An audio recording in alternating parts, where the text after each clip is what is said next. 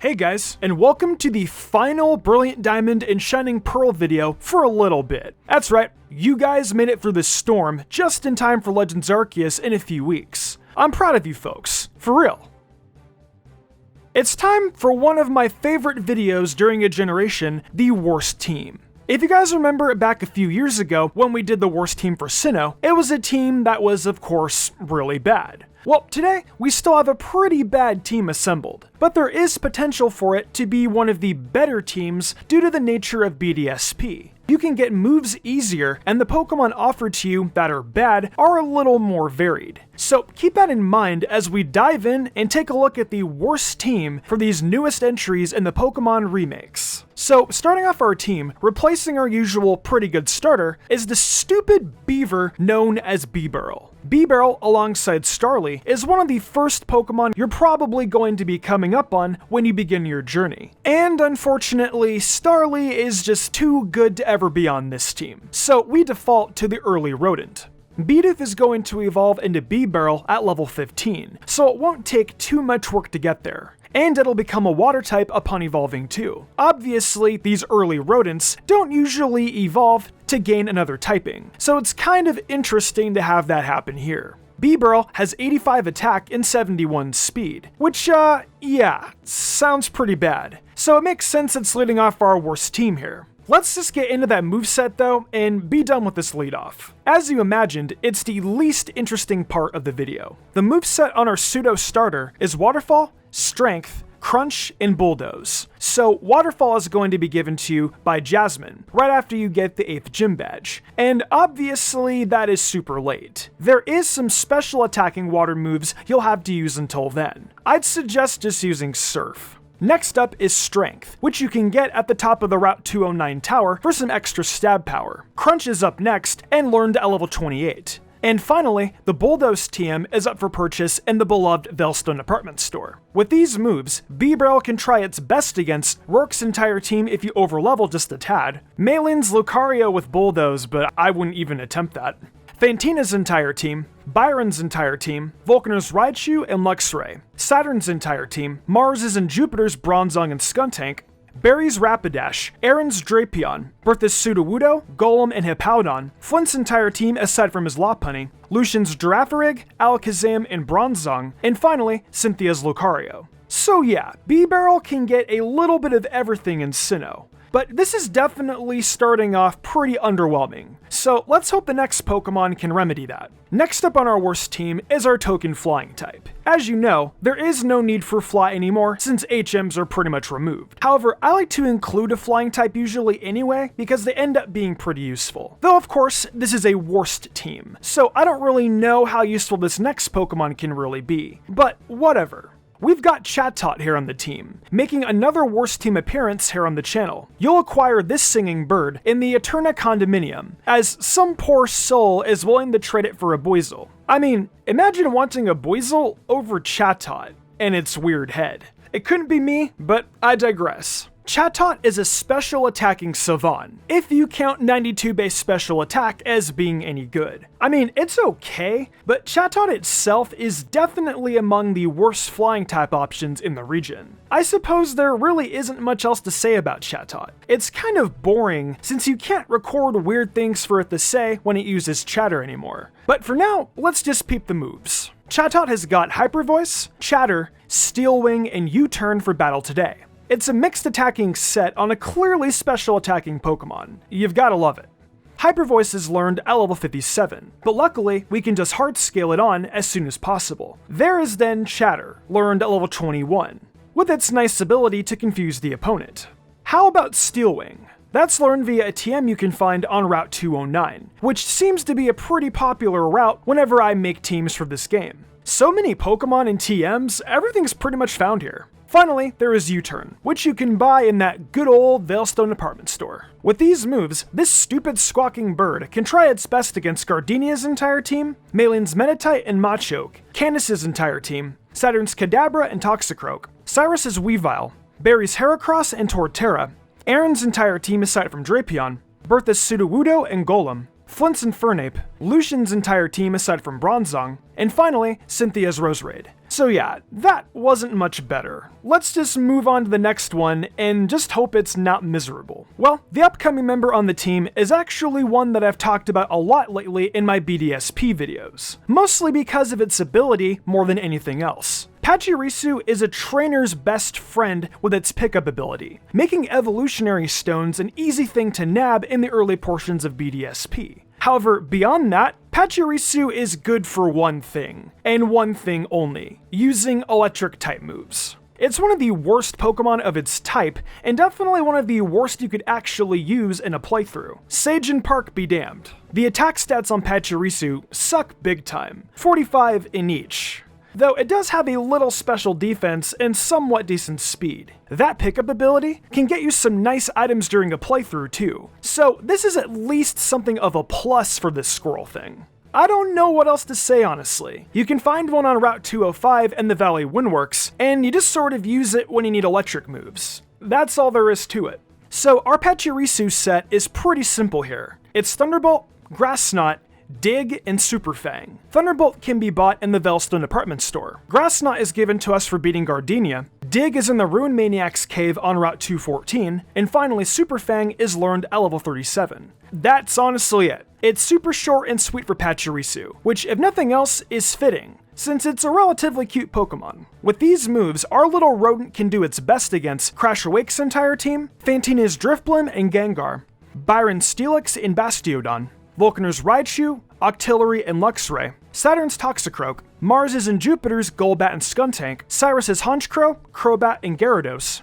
Barry's Staraptor, Floatzel and Rapidash, Aaron's Beautifly, Vespiquen and Drapion, Bertha's entire team, Flint's entire team aside from Lopunny, and finally, Cynthia's Gastrodon, Lucario, and Milotic. So yeah, Pachirisu is definitely helping out a little bit here. It's for sure covering some areas we didn't have covered with the other two, so I guess this isn't too bad.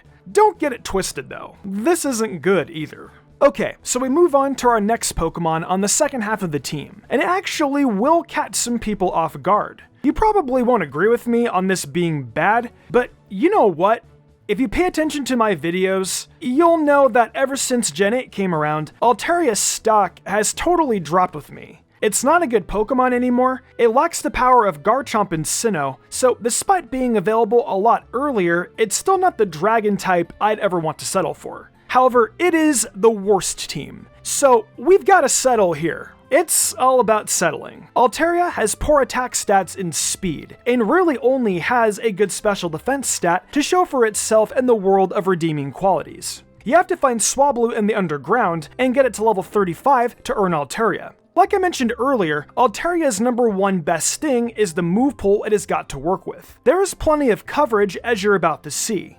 But let me repeat this. Altaria sucks. Don't let its moves fool you into thinking otherwise. It wants your pity, and I hope you guys don't give into it. Alright, so like I said, its moves are good. Hurricane, Dragon Pulse, Moonblast, and Ice Beam comprise the Altaria set today. Hurricane was added to Altaria's move pool with BDSP, and I'll definitely take advantage of that by hard scaling it back on whenever possible. Another move you'll be hard scaling back is Dragon Pulse, as it'll, give you dragon coverage. The best dragon coverage it can get, actually.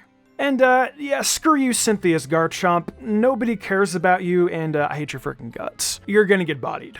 Moonblast is also able to body that chomp, as well as many other Pokemon, and it's learned at level 44. Finally, Altaria has got Ice Beam, which you can purchase at the Veilstone department store. I hope that Altaria survives against Garchomp, but, I don't know. I'll just let you guys experience it for yourself. With these moves, Altaria can do its best against Gardenia's entire team, Malin's Meditite and Machoke, Fantina's Drifblim, Candace's entire team, Saturn's Toxicroak, Mars's and Jupiter's Golbat, Cyrus's Honchkrow, Crobat, and Weavile, Barry's Staraptor, Heracross, and Torterra, Aaron's entire team aside from Drapion, Bertha's Golem and Hippowdon, Flint's Drifblim and Infernape, Lucian's Medicham, and finally, Cynthia's Spiritomb, Roserade, and Garchomp. Gotta say, though I like Altaria, and it certainly helps this team out, it's just not that great. Well, we've only got 2 more left, so how bad can it be? Okay, so next up. Boy, is this one funny to have. We've done so much talking about how nice it is to have Houndoom as an Infernape alternative in Sinnoh, and naturally the idea of Rapidash is always thrown around when discussing this region. Well, guess what? Rapidash is getting its spot in the sun for once here on the worst team. What is there to say about Rapidash, really? It's got a pretty nice attack and speed combo of base 100 and 105 respectively, but it pretty much lacks any sort of defenses. So it'll get smashed by attacks, but hey, it's probably going to do a little damage in its time on the battlefield. Sucks we couldn't get the Galarian form in these games. At least if that one was around, it would have been more fun to use Rapidash. But, whatever.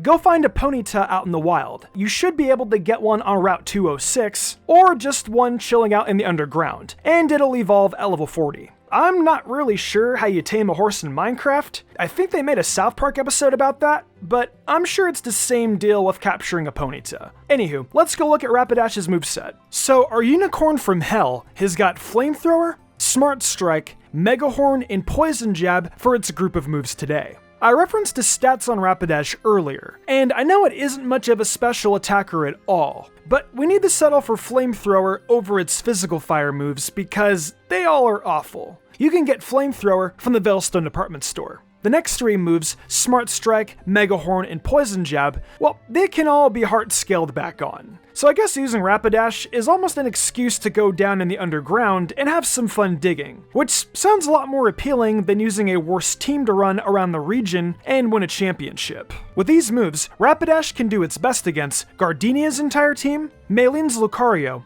Byron's Bronzor and Steelix, Candace's Snover, Sneasel, and Abomasnow, Saturn's Kadabra and Bronzor, Mars's and Jupiter's Bronzor, Cyrus's Weavile, Barry's Heracross and Torterra, Aaron's entire team aside from Drapion, Bertha's Sudowoodo and Golem if you have a Death Wish, Flint's Steelix, Lucian's entire team aside from Medicham, and finally Cynthia's Roserade and Lucario. Yeah, there's a reason I praised Houndoom so much as the alternative to Rapidash. It might not be the best in the world, but this horse right here just sucks. Now it's time for the final Pokemon on this team, and it's... oh, no.